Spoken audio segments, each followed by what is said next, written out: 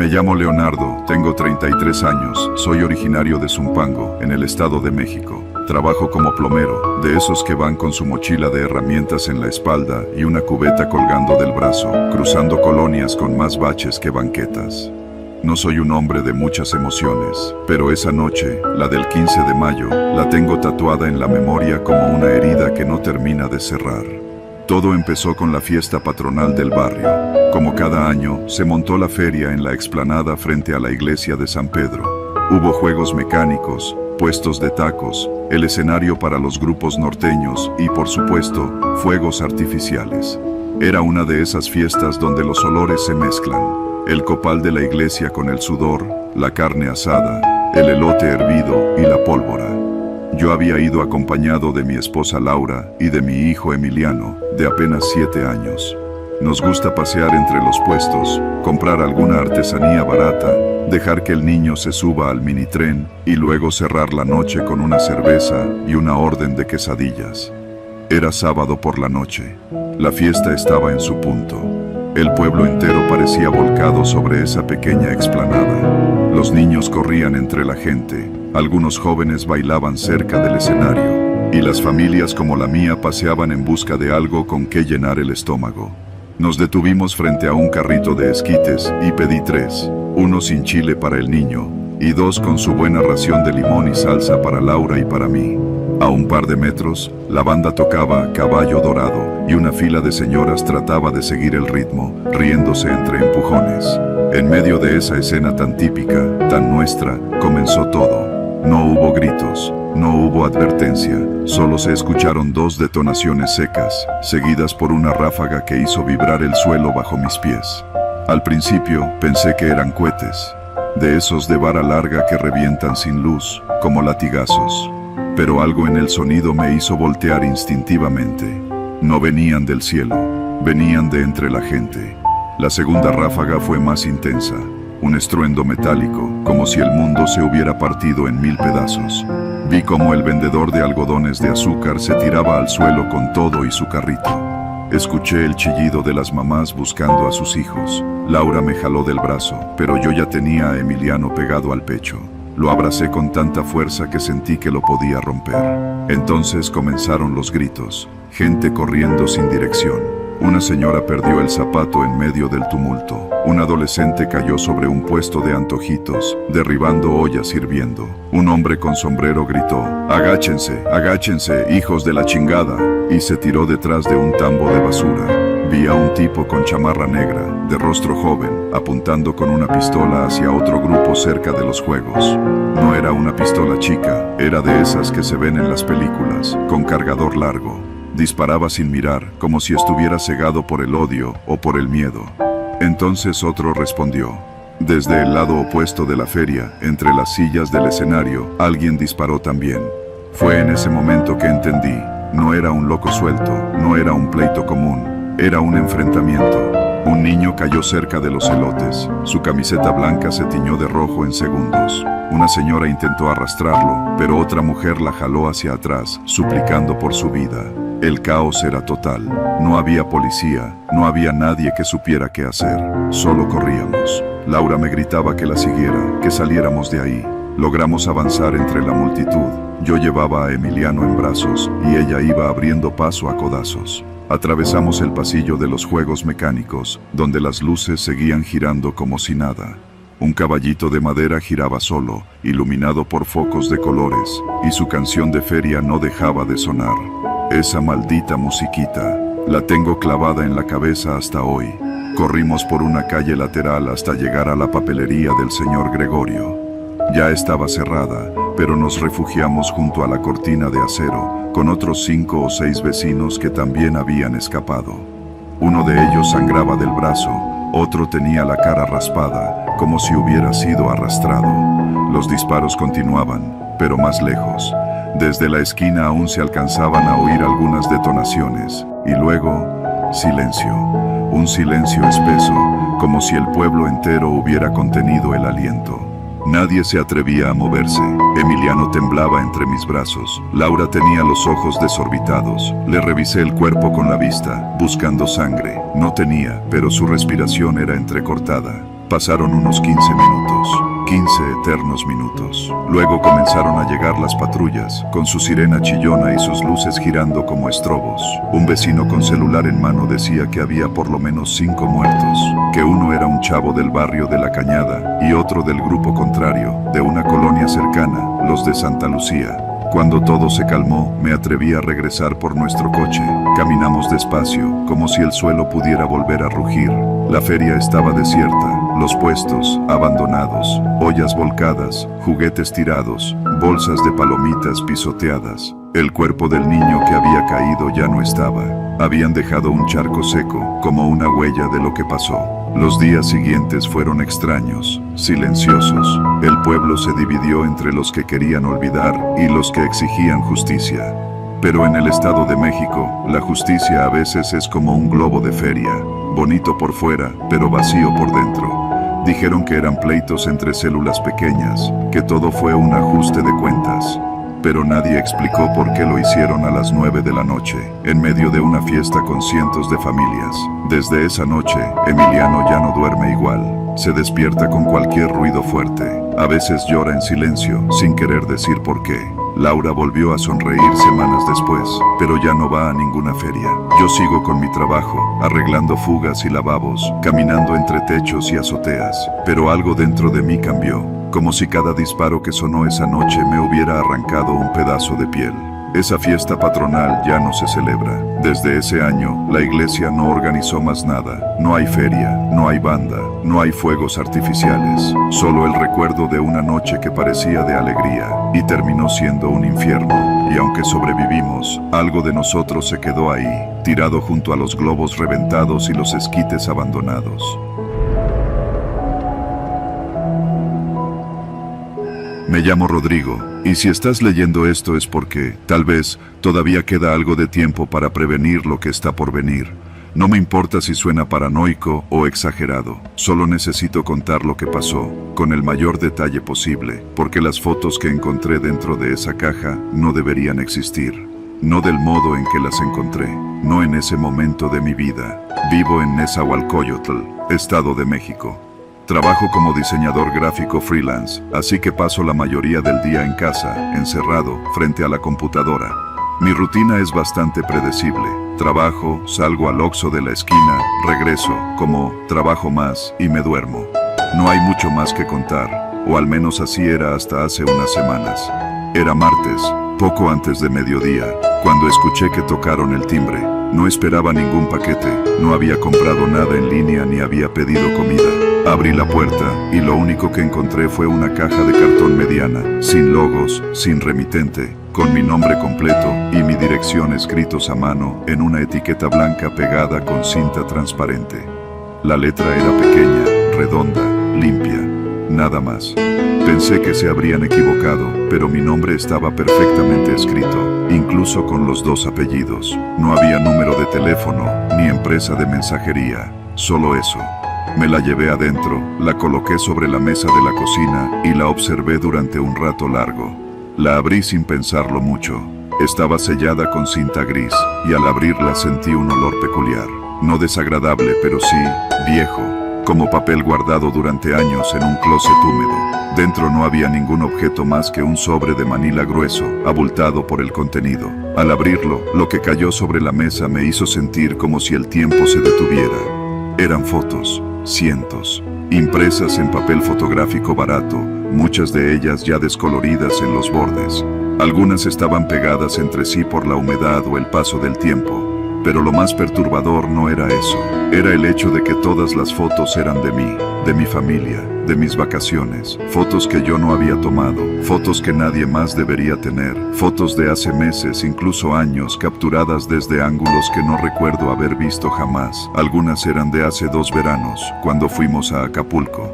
Reconocí la alberca del hotel, la mesa donde desayunábamos. Estaba mi mamá, mi papá, mi hermana y yo. En la mayoría de las imágenes yo no estaba mirando a la cámara, estaba de espaldas, o caminando, o dormido en una reposera. Algunas eran claramente tomadas desde lejos, como si alguien nos hubiese seguido, pero otras eran demasiado cercanas.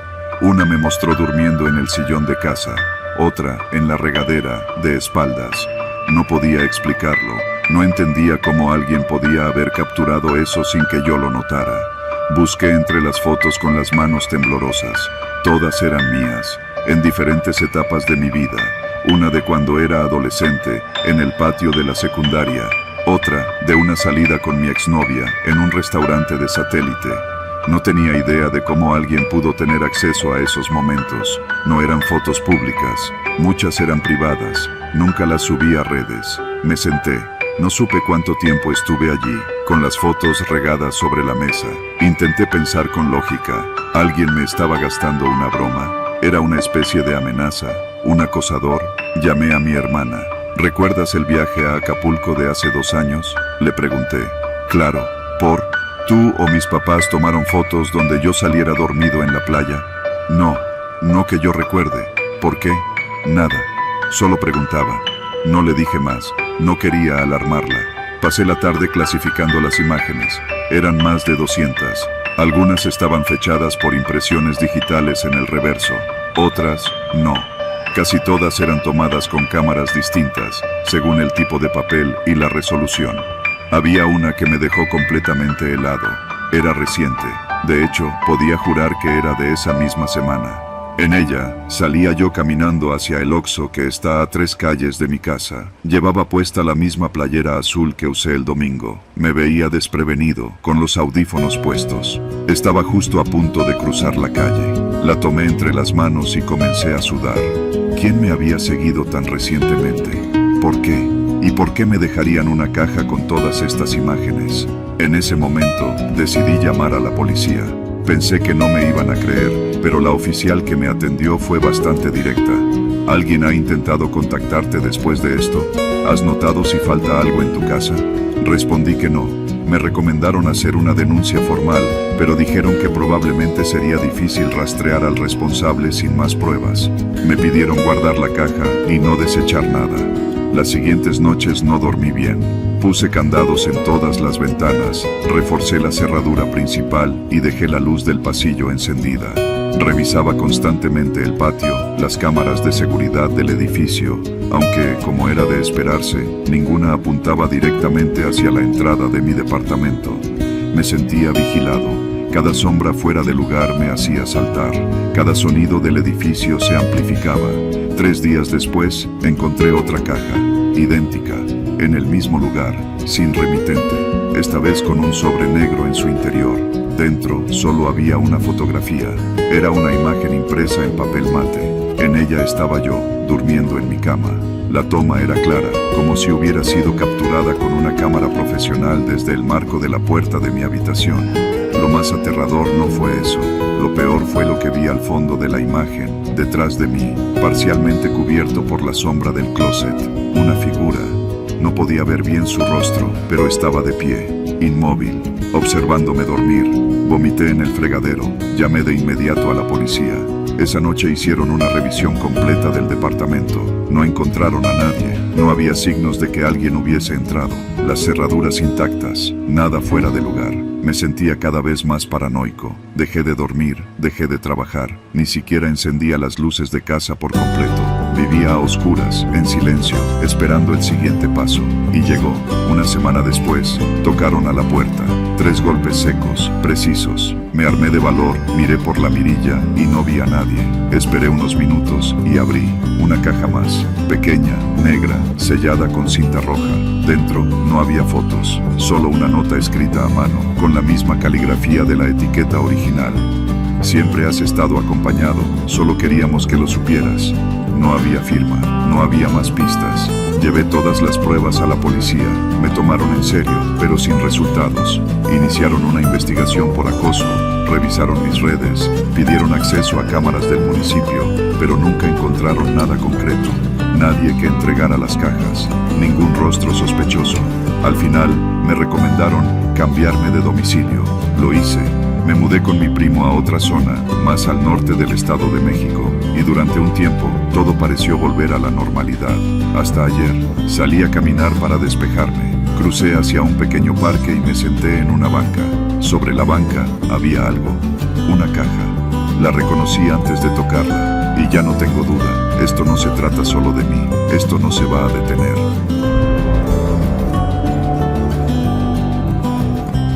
Me llamo Gilberto, tengo 37 años, y desde hace casi una década soy encargado de una tienda de abarrotes familiar en San Cristóbal Centro, Ecatepec. No es grande ni muy moderna, pero ha sobrevivido gracias a que la colonia entera nos conoce. En las buenas y en las malas, ahí hemos estado. Me toca cerrar casi todos los días, entre semana y fines, y aunque la zona no es la más tranquila del mundo, con el tiempo uno aprende a leer la calle, a identificar quién solo pasa, quién se queda y quién no debería estar. Esa noche era jueves, casi las 11. El tráfico en la avenida Insurgentes había bajado y ya no se oía ni el silbido del tren ligero que pasa por la vía Morelos. Empecé a guardar la mercancía de la entrada, los bultos de croquetas, los costales de azúcar, el anuncio de cervezas de cartón que siempre tengo que levantar cuando hay viento. Hacía frío, pero nada fuera de lo normal. Mi prima Bain, que me ayuda en las tardes, ya se había ido. Me dejó todo listo para cerrar. Solo tenía que bajar la cortina, ponerle el candado y sacar la basura. Esa rutina la he hecho tantas veces que ya ni la pienso. Pero esa noche, algo se sintió fuera de lugar. Fue cuando me asomé para sacar las bolsas que vi el coche. Un sedán negro, de esos viejos que ya no se ven tanto, con placas del Estado de México, estaba estacionado justo enfrente de la tienda. Los faros apagados, pero el motor encendido. No tenía las luces de emergencia puestas ni parecía que esperara a alguien. Solo estaba ahí, quieto, con los vidrios tan polarizados que no se alcanzaba a ver ni el más mínimo reflejo del interior. Al principio no me alarmé, pensé que era algún vecino esperando a su pareja o tal vez un chofer de aplicación descansando. Pero pasaron 5 minutos, luego 10, y el coche seguía sin moverse. No se encendía la luz interior, no se bajaba ninguna ventanilla, nada. Lo que me puso en alerta no fue el coche en sí, sino la sensación de que alguien adentro me estaba viendo. Y no una mirada casual, sino fija, clavada. De esas que se sienten aunque no las veas. Intenté actuar normal, cerré la cortina, la aseguré con el candado y me puse a barrer un poco la banqueta, como si no me hubiera dado cuenta de su presencia. Pero no podía evitar echarle el ojo cada tanto. Nada, ni un solo movimiento, solo el ruido suave del motor al ralentí. Tuve que pasar justo frente a él para tirar la basura en el contenedor de la esquina. Caminé despacio, con las bolsas colgando de los dedos. Al pasar junto al coche, escuché cómo bajaron ligeramente una ventanilla, lo suficiente para que se oyera el motor un poco más fuerte. Me giré, tratando de ver hacia adentro, pero todo estaba oscuro. Aún así, pude sentir que había alguien. Lo sabía. No dije nada, no hice gesto alguno. Solo seguí mi camino y tiré la basura como si no hubiera pasado nada. Cuando regresé, el coche seguía en el mismo lugar. Me quedé en la banqueta, fingiendo revisar el candado otra vez. Fue entonces cuando lo escuché. Un clic, como el sonido seco de una cámara fotográfica o un teléfono tomando una foto. No traía mi celular en la mano.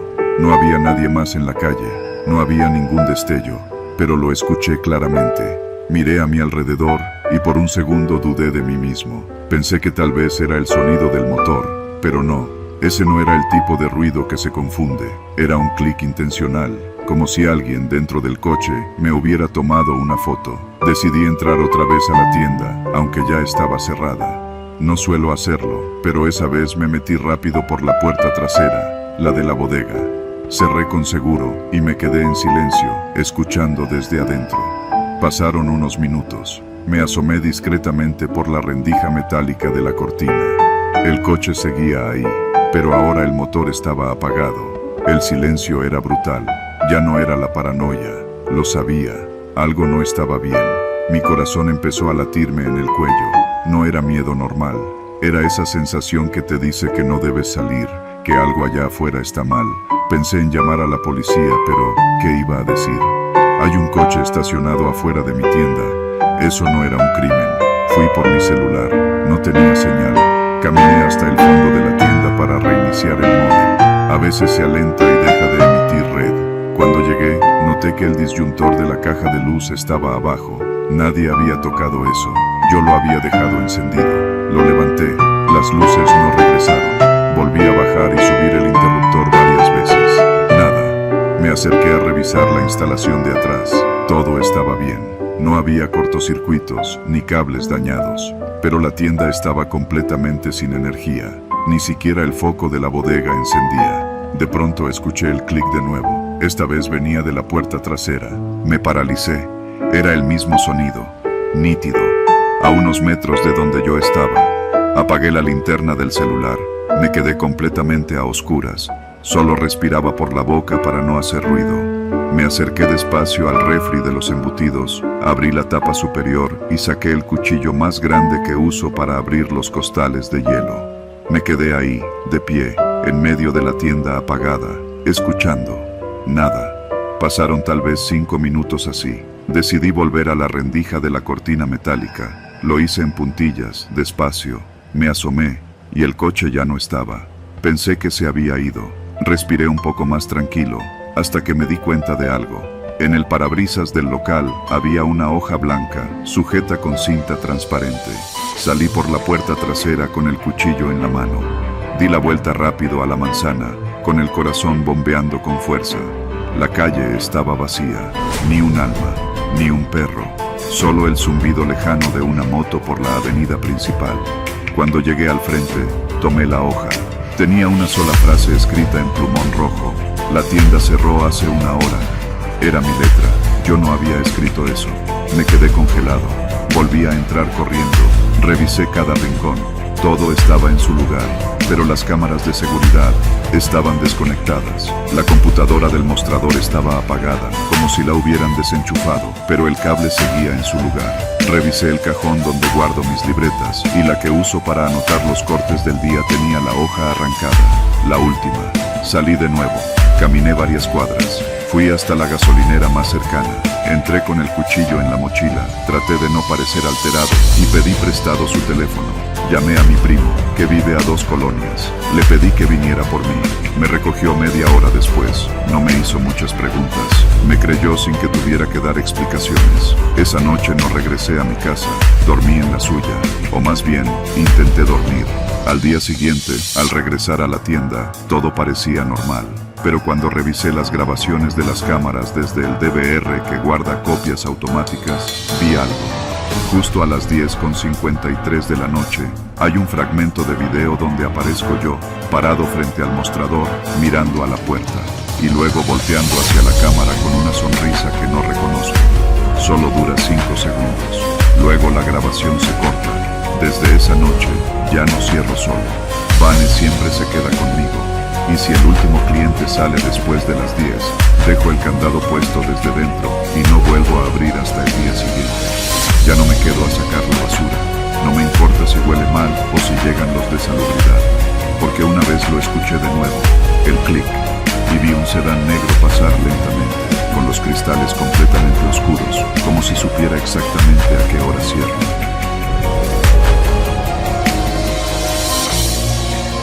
Mi nombre es Laura.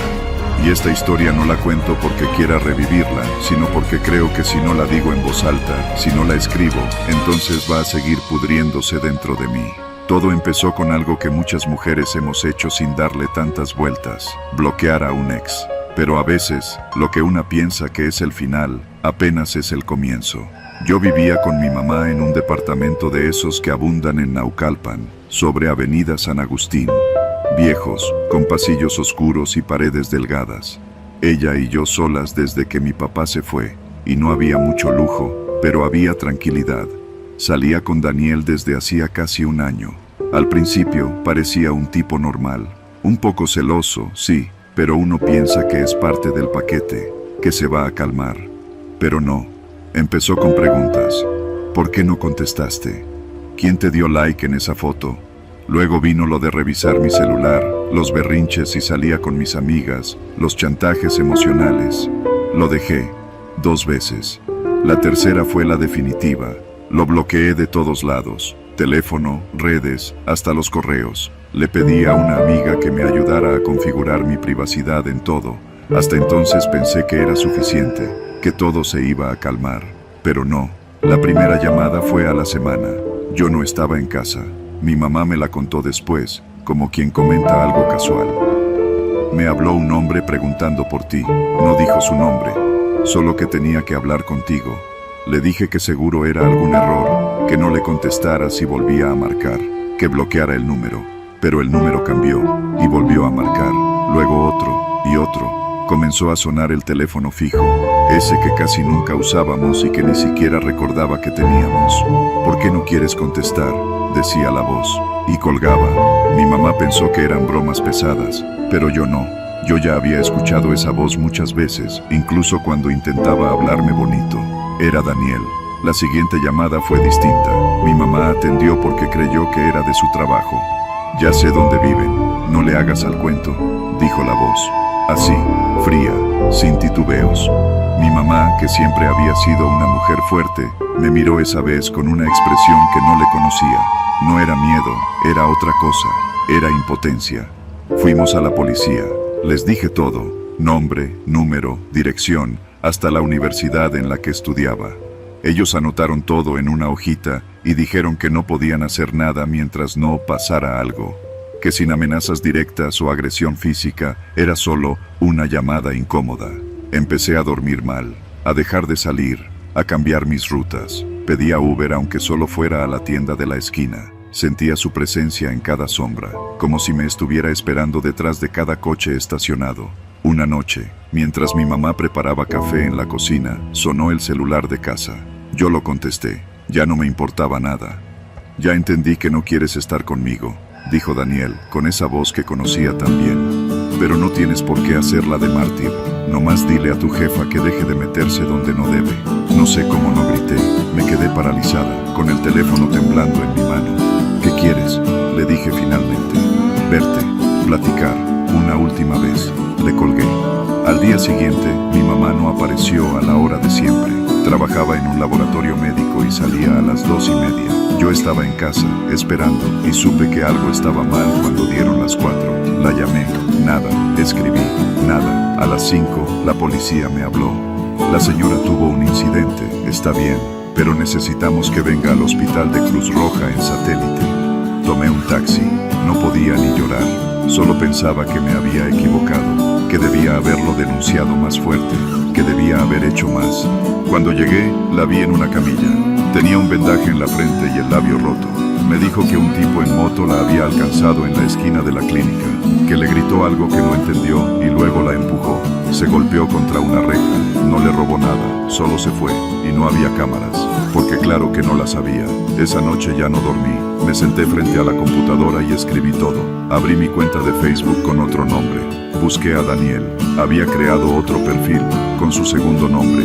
Ahí estaba, activo, con publicaciones indirectas, cosas como no todos saben valorar y a veces hay que dejar que la vida cobre lo que se debe. Le mandé un mensaje. ¿Quieres verme? Está bien, mañana a las 6, en la cafetería de siempre, pero deja a mi mamá en paz. Es conmigo, no con ella. Nunca respondió. Al día siguiente fui, lo juro. Fui con el corazón en la garganta. En mi bolsa llevaba un gas pimienta que una amiga me había regalado hace años. Me senté en la mesa del rincón, ordené un café y esperé. 10 minutos, 15, media hora, no llegó. Pero cuando regresé a casa, la cerradura del departamento estaba forzada. No entró, no robó nada, solo había dejado algo en el suelo, justo frente a la puerta. Una foto mía, vieja, de cuando fuimos juntos a Cuernavaca. Estaba recortada, solo salía yo. Al reverso, con su letra, decía, no me obligues. Mi mamá se desmoronó. Llamamos de nuevo a la policía. Ahora sí, ya era más grave. Pero dijeron que no había pruebas, que podía ser cualquiera. Yo ya no comía, vivía asustada, miraba por la ventana cada 5 minutos. Me volví paranoica. Le pedí a un primo que me ayudara, que viniera a quedarse unos días. Él fue el que, finalmente, lo cachó. Lo vio desde la azotea, escondido en un coche, a media cuadra. Llamamos al 112, y esta vez, por alguna razón, llegaron rápido. Lo encontraron en el coche, con su celular en la mano, con fotos mías en la galería, fotos tomadas desde afuera de mi edificio, fotos donde salía mi mamá. Tenía un cuchillo en la mochila. Cuando lo detuvieron, no opuso resistencia, solo los miró y dijo, no saben lo que están haciendo, ella me va a buscar tarde o temprano. Lo metieron por acoso agravado y allanamiento, pero salió a los 2 días. 2. Yo ya no vivía ahí. Me fui con una tía a Ixtapaluca. Cambié de número, cerré redes. Mi mamá se fue a vivir con mi hermana, al norte. Nunca volvió a contactarnos, no hasta ahora. Hace 3 días, recibí una carta en mi nuevo trabajo, sin remitente. Solo decía, uno no se olvida tan fácil, yo no. Ya fui a denunciar. Me dijeron lo mismo de siempre, que sin pruebas, no pueden hacer nada. Pero esta vez, yo sí puedo. Así que lo digo aquí, para quien lea esto.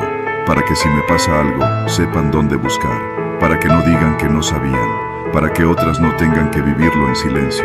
Porque a veces el miedo no tiene cara de fantasma, sino de alguien que alguna vez te abrazó.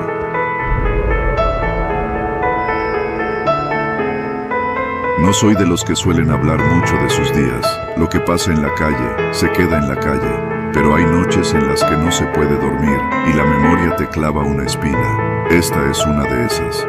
Era jueves. Eran casi las 9 de la noche. Venía saliendo de mi trabajo en una refaccionaria por la vía López Portillo, allá por la colonia La Piedad, en Tultitlán. Ya estaba oscuro, y como todos los días, caminé hasta la base donde salen las combis que van hacia Indios Verdes. No me gusta tomar Uber, menos por la zona. Además, ya conoces cómo está el tráfico por esos rumbos a esa hora. Un infierno. Vi la combi, blanca con franjas verdes y una calcomanía vieja que decía, Dios guía este camino. Me subí sin pensar. El chofer, un tipo robusto de unos 50, con una gorra de los Diablos Rojos y cara de pocos amigos, me pidió la tarifa exacta. Le di los 20 pesos y me senté atrás, pegado a la ventana. La combi ya tenía varios pasajeros, una señora con una bolsa del mercado, un chavo con audífonos, una pareja que iba discutiendo en voz baja y un señor que parecía maestro, con lentes gruesos y una mochila desgastada. Yo era el sexto. Durante el trayecto subieron 3 más, una muchacha que olía a perfume barato, un albañil con casco en mano y un tipo alto, moreno, con sudadera negra, que se sentó justo frente a mí. Este último no dijo una sola palabra, no miraba a nadie, ni siquiera al chofer. Traía la capucha puesta y los brazos cruzados. El viaje avanzaba lento. Era uno de esos días en los que el ambiente se siente pesado sin razón. Todo mundo iba callado, como si la ciudad hubiera pactado un silencio incómodo. Pasamos por una zona medio fea, cerca de una calle sin luz, cuando de pronto el chofer se desvió de la ruta. No por mucho, solo por una calle. Dijo algo como, hay bloqueo por allá, tengo que rodear. Nadie protestó. En esta zona, a veces uno prefiere callarse y dejar que las cosas fluyan. Pero el silencio se volvió más tenso. A los pocos minutos, 2 hombres subieron en una esquina sin paradero. No estaban esperando, simplemente salieron de la nada. Uno se puso junto al chofer y el otro se sentó en la puerta corrediza, como si fuera normal. El que se quedó junto al chofer sacó una pistola y gritó lo que todos tememos escuchar. Ya se la saben, hijos de la chingada, celulares, carteras, relojes, y sin hacerla de pedo. El grito fue como un hachazo. La señora del mercado chilló bajito. El chavo de los audífonos se los quitó de inmediato. El señor de lentes le entregó su cartera sin dudar. La pareja dejó sus teléfonos sobre el asiento, sin siquiera verse. Uno de los rateros se encargó de recoger todo. Pasó de uno en uno. El otro apuntaba, tranquilo, como si fuera rutina. Me tocó entregar mi celular. No lo pensé. Saqué el viejo Motorola que apenas sirve para WhatsApp y lo puse en su mano temblando. Luego mi cartera. No traía mucho, solo 100 pesos y la tarjeta del metro. Me la quitaron sin revisar nada. Cuando le tocó al tipo de la sudadera, el que iba justo frente a mí, todo cambió. Tú, cabrón, saca el celular, le dijo el que tenía la pistola, pero el tipo no se movió. Que saques el pinche celular. Nada, el tipo seguía ahí, con los brazos cruzados, la cabeza gacha, la capucha cubriéndole los ojos. Nadie respiraba, ni el chofer, ni los ladrones, ni nosotros. ¿Te crees muy cabrón o qué?, dijo el que recogía las cosas. Se acercó y le dio un golpe seco en la rodilla. El tipo no se quejó, solo alzó la cabeza lentamente. Cuando le vi la cara, algo se me revolvió en el estómago. No estaba enojado, estaba sereno, pero no como quien no tiene miedo, sino como alguien que sabe exactamente lo que va a pasar. No traigo celular, dijo con voz baja. No mames, contestó el ladrón, sacando la pistola del otro y apuntándole a la cara. Ahora sí ya valiste madre.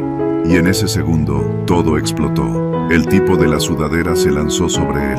No gritó, no avisó, solo se le fue encima. El sonido de los golpes fue seco, brutal. Le quitó la pistola con una facilidad que no parecía real. El otro ratero intentó disparar, pero el tipo le dio una patada en la muñeca y la pistola voló por la ventana.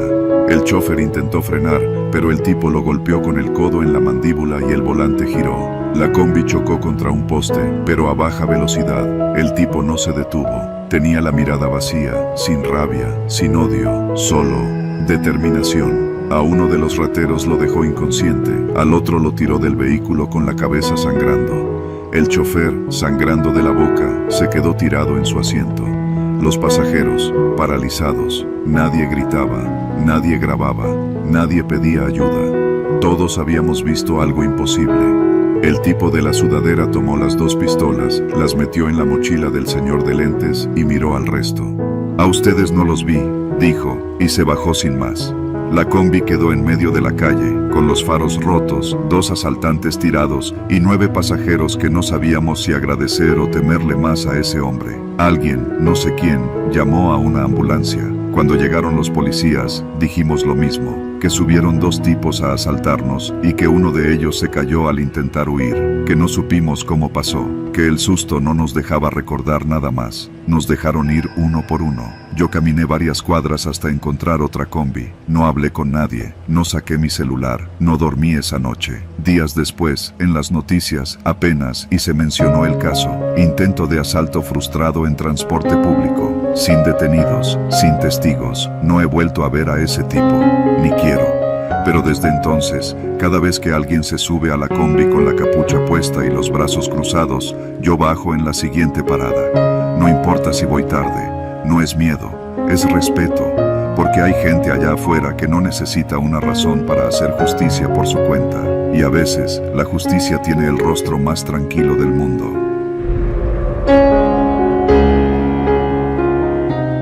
Yo sabía que ese viaje no era buena idea desde el momento en que acepté, no por lo que decía la aplicación ni por el tipo de cliente, sino por el lugar, una zona pegada a la presa, en Tlalnepantla, cerca de los límites con Naucalpan. Conocía bien esa parte del Estado de México, tenía su propio ritmo, su propio código, y no era exactamente el sitio donde uno quería quedarse sin gasolina o señal a medianoche. Pero el viaje era corto y había pocos pedidos esa noche. Me dije, 5 minutos, dejas al pasajero y te largas.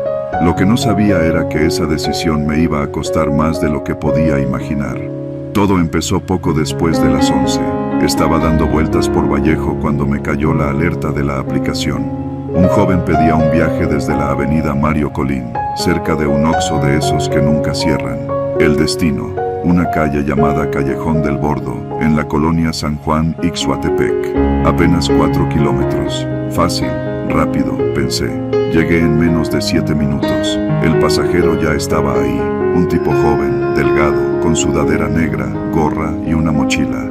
Me saludó apenas con la cabeza. Se subió atrás sin decir palabra. Noté que miraba mucho por la ventana, nervioso, como si esperara a alguien más. ¿Todo bien?, le pregunté sin girar la cabeza. Sí, nomás me urge llegar. Y no dijo más. El tipo no era muy conversador, pero eso no era raro. Muchos prefieren no hablar. Tomé la ruta más directa, pasando por la México-Pachuca.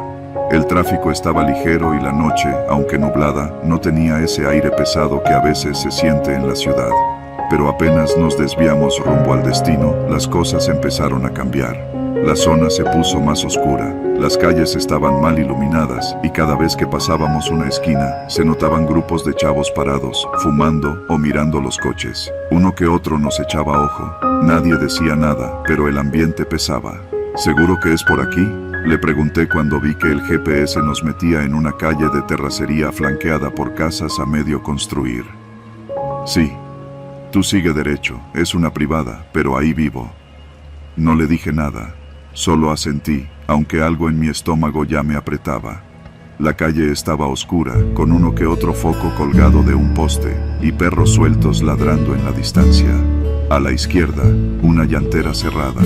A la derecha, un terreno baldío con escombros. Y al fondo, un muro sin pintar con grafitis.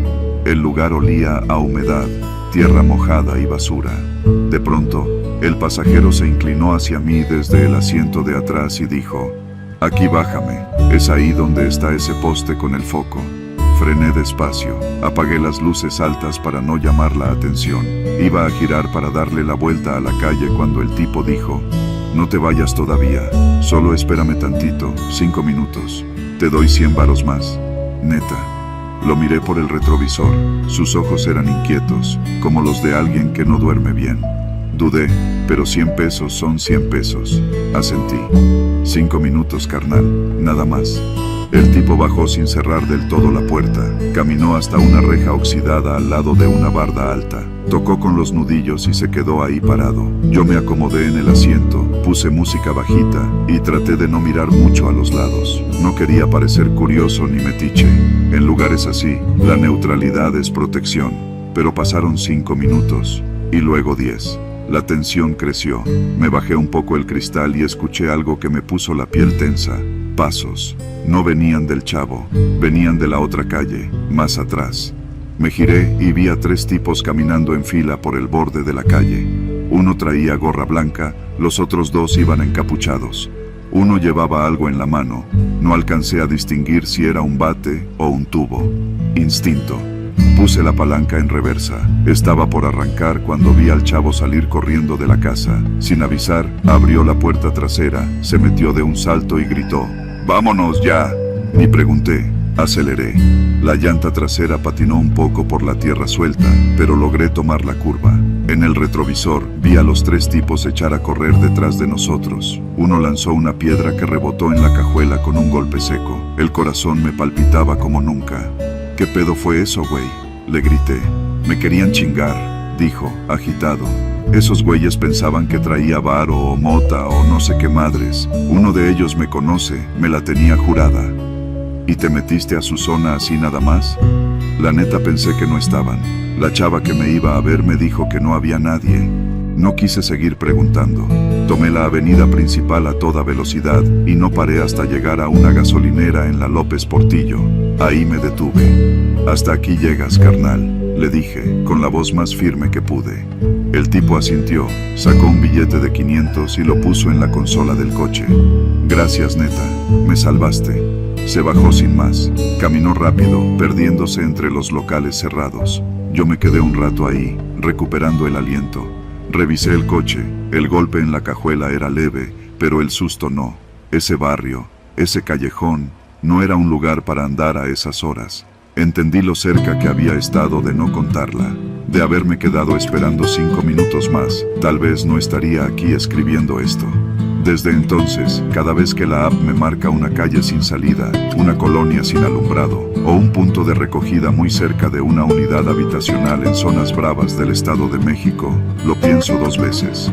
Porque no todos los viajes son iguales. Algunos te llevan, otros te regresan. Pero hay unos que si no los cortas a tiempo, no te devuelven. Ese fue mi último viaje corto a un barrio peligroso. Y juro que será el último.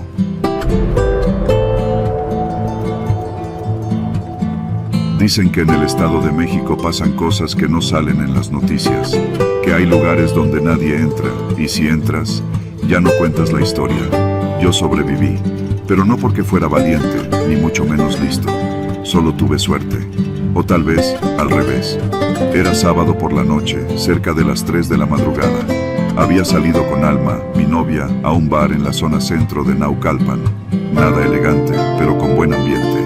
Llevábamos más de 2 años juntos, y esa noche, después de varios tragos y algunas miradas incómodas con un tipo que no dejaba de vernos desde la barra, acabamos discutiendo en la calle, justo frente al estacionamiento del bar. No recuerdo por qué empezó el pleito.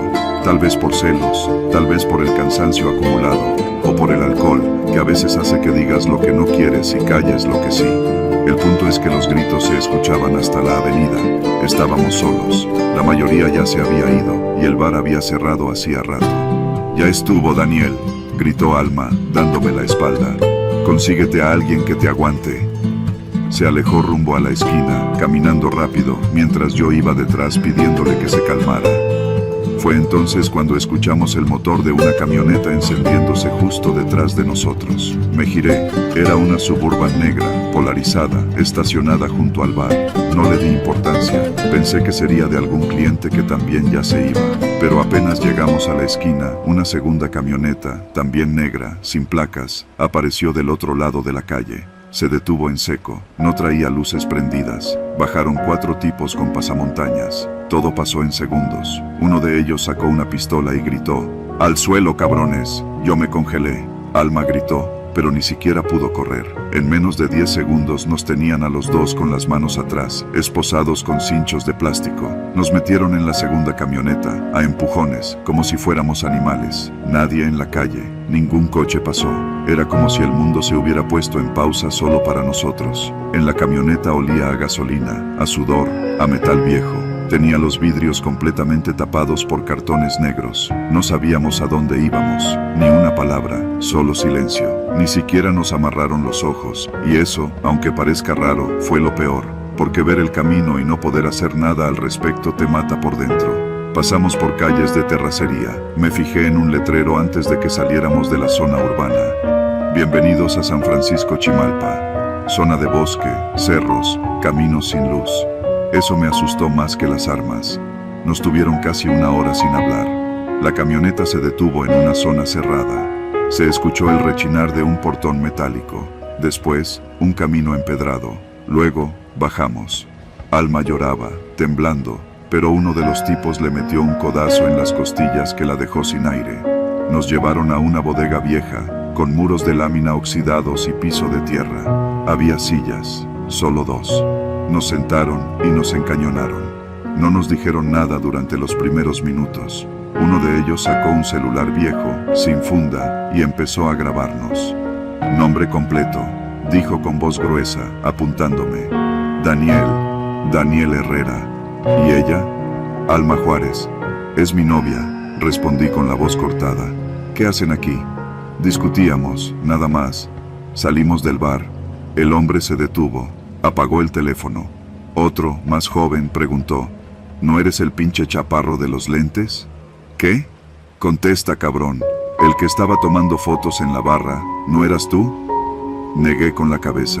No tenía idea de lo que hablaban, ni lentes uso. El tipo se alejó, frustrado. Se formó un silencio extraño, solo interrumpido por el crujido del metal con el viento. «Nos agarramos al equivocado», dijo uno, finalmente. El objetivo era otro. «¿Qué hacemos?», preguntó otro, más nervioso. Lo que pasó después fue como un mal sueño. Empezaron a discutir entre ellos. Uno quería soltarnos ahí mismo. Otro decía que ya nos habían visto la cara. Otro decía que había que esperar la orden. No sabíamos si nos iban a matar, dejarnos ahí o llevarnos a otro lugar. Alma ya no podía hablar. Estaba en shock. Le sostenía la mano, pero ni eso parecía calmarla. De pronto, uno de ellos salió a hacer una llamada. Alcancé a oír lo que decía. «Sí, patrón». «No es el sujeto. Andaba con una morra». No traen nada». «Sí, lo revisamos». «Sí, ya sé». «Sí, entiendo». Colgó. Entró. Nos miró. «Los vamos a soltar», dijo. Pero no sonaba como una buena noticia. Sonaba como una advertencia. Nos amarraron los ojos ahora sí. Subimos de nuevo a la camioneta. Nos soltaron cerca de una barranca, donde solo se oía el sonido del agua y de los perros a lo lejos. Nos dijeron que contáramos hasta 100 antes de quitarnos las vendas. Cumplimos. Cuando abrimos los ojos, estábamos completamente solos, en medio del monte, sin luz, sin señal, desorientados, descalzos. Nos habían quitado los zapatos, los celulares, el dinero, todo. Tardamos más de 3 horas en bajar por un camino de terracería hasta que vimos una carretera. No sabíamos dónde estábamos. Le hicimos señas a un tráiler que pasó sin detenerse, luego a otro. Al tercero, un conductor se compadeció y nos subió. Estábamos en la autopista México-Toluca, a la altura de La Marquesa. Volvimos a casa con ayuda del trailero. No sabíamos qué decir. Nadie nos creyó al principio. En la delegación se burlaron de nosotros. Seguro fue un secuestro express. Páguenle a alguien para que se los ubique, nos dijo un policía. pero no pidieron rescate, no pidieron nada. Fue un error, solo eso. Una semana después, supimos que un tipo fue ejecutado afuera del mismo bar, a la misma hora, una noche después. Lo confundieron con alguien que había visto de más. Lo mataron con 3 tiros, en la misma esquina donde Alma y yo discutimos. Nunca volvimos a ese bar, ni a Naucalpan. A veces sueño con esos hombres, no porque me hicieran daño físico, sino porque me dejaron vivo sabiendo que no debía estar allí, y porque entendí que, en este país, a veces no necesitas hacer nada para perderlo todo, solo estar en el lugar equivocado.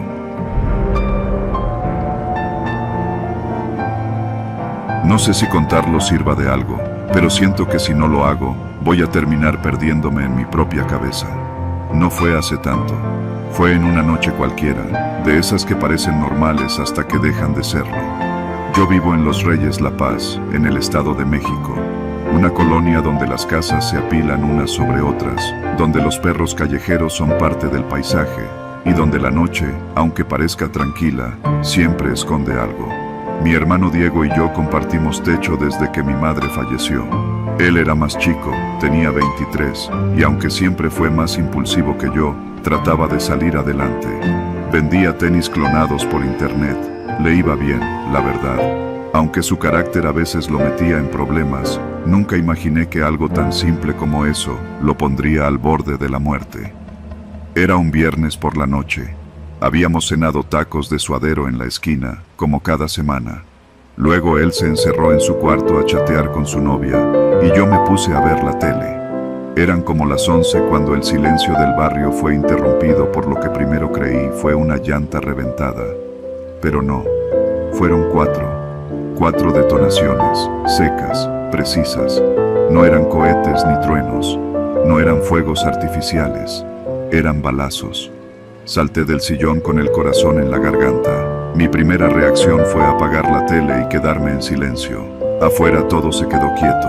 No se escucharon gritos, ni pasos, ni el llanto de nadie. Solo el eco de los disparos rebotando por las paredes de las casas. Grité el nombre de Diego. No respondió. Corrí a su cuarto. La puerta estaba abierta y él no estaba. La ventana del patio trasero estaba abierta también, lo cual no era raro.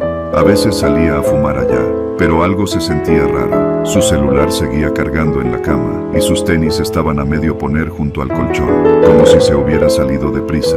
Me asomé al patio y grité otra vez. Nada.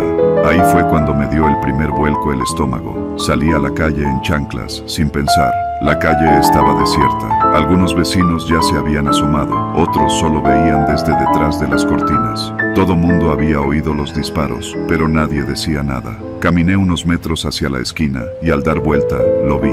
Diego estaba tirado en la banqueta, de lado, con una mano apretando su costado. Había sangre, mucha. 2 tipos en moto huían a toda velocidad hacia el periférico, uno con una mochila que reconocí de inmediato. La mochila de Diego. Corrí sin pensar. Lo único que recuerdo es que me arrodillé a su lado y lo sostuve como pude. No lloré, ni grité, solo temblaba. Tranquilo, tranquilo, carnal. Ya va a venir la ambulancia, le decía, aunque no había llamado a nadie todavía.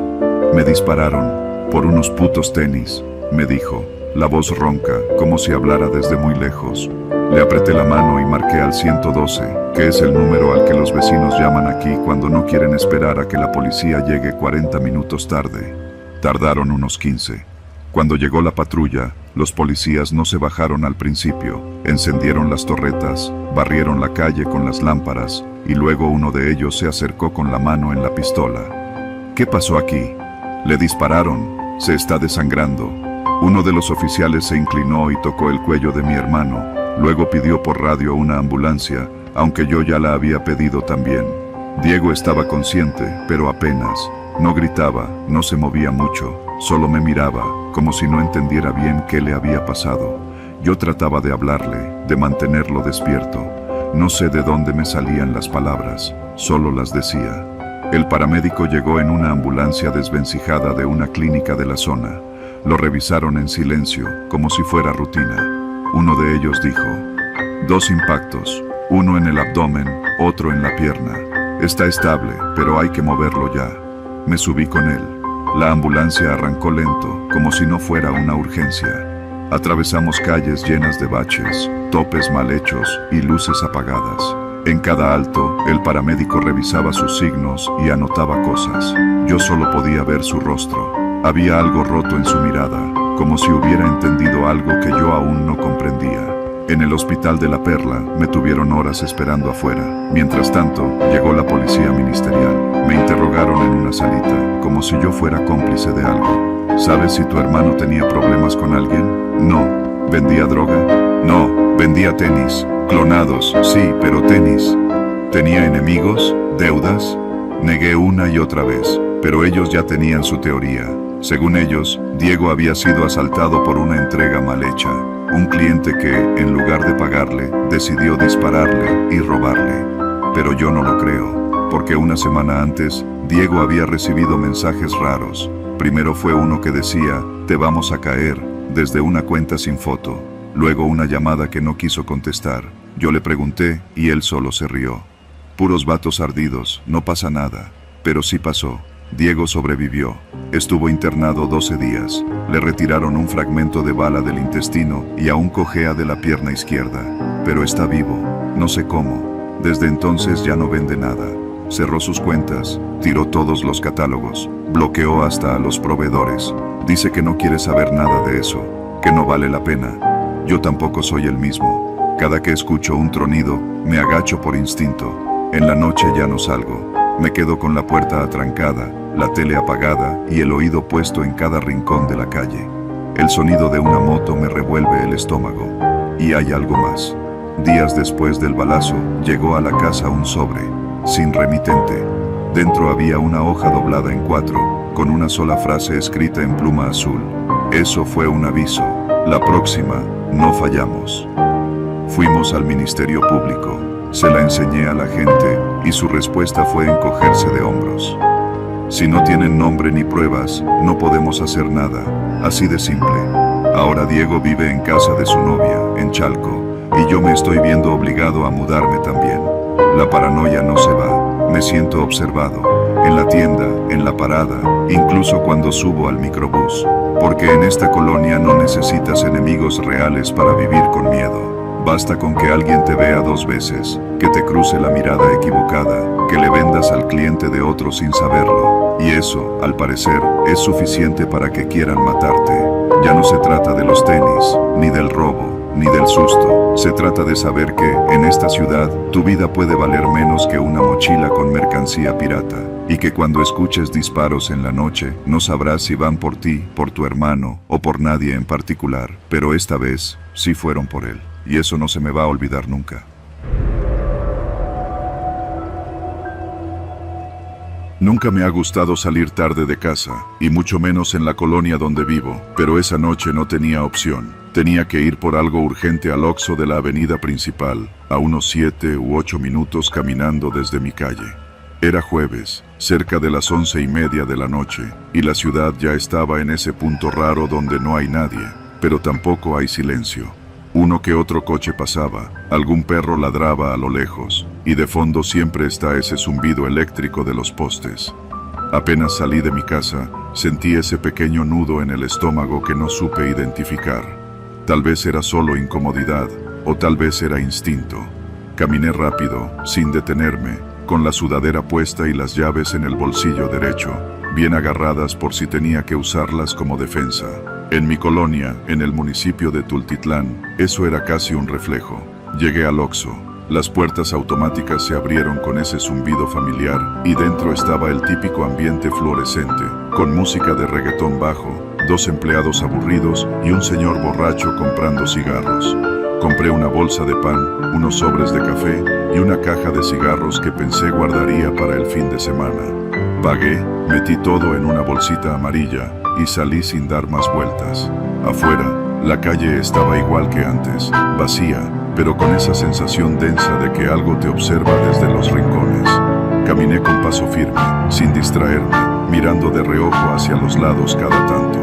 No me gusta usar audífonos de noche, ni sacar el celular. Las calles del Estado de México no son para andar distraído. Crucé la avenida y en cuanto pasé el último poste de luz, supe que algo no iba bien.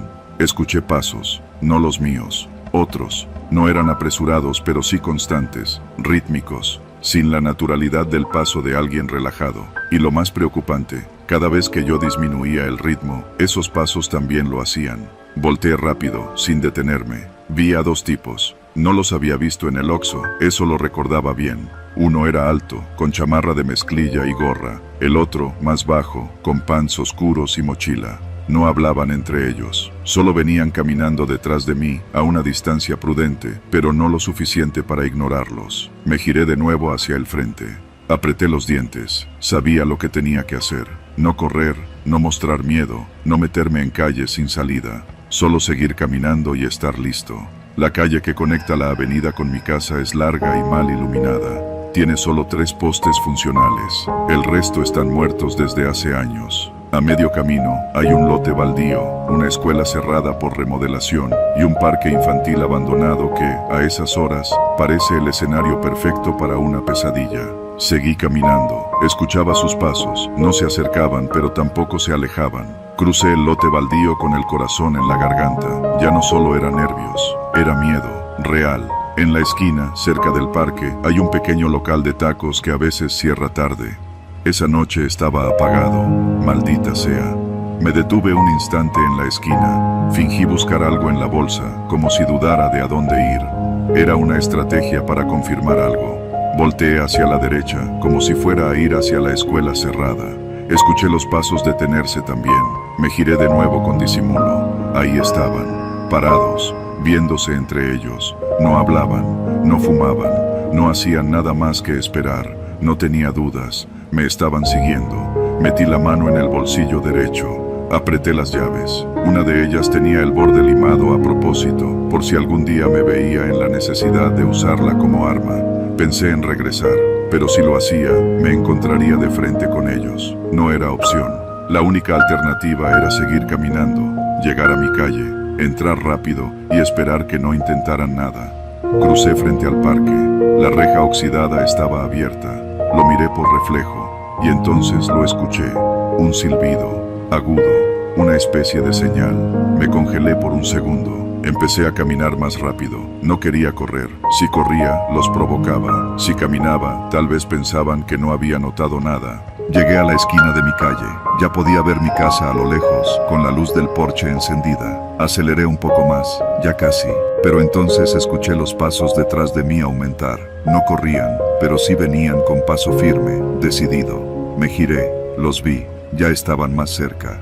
Uno de ellos sacó algo del pantalón. No alcancé a ver qué. Tal vez solo era un celular. Tal vez no. No me quise arriesgar.